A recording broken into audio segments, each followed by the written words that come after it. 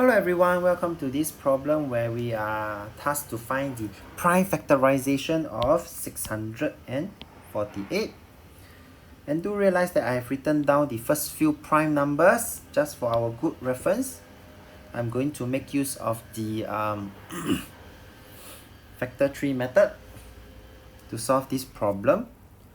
So I started off with 648. I'm going to divide by the smallest prime number, in this case is 2, and that will give me 324.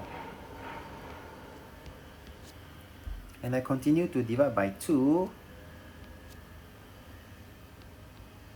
and I continue to divide until I cannot divide it anymore. That give me 81, divide by 3, that will give me 27, divide by 3, that will give me 9, divide by 3, and that will give me 3. And I stop when all the factors are prime number. And therefore the answer, final answer for this 648 is equals to,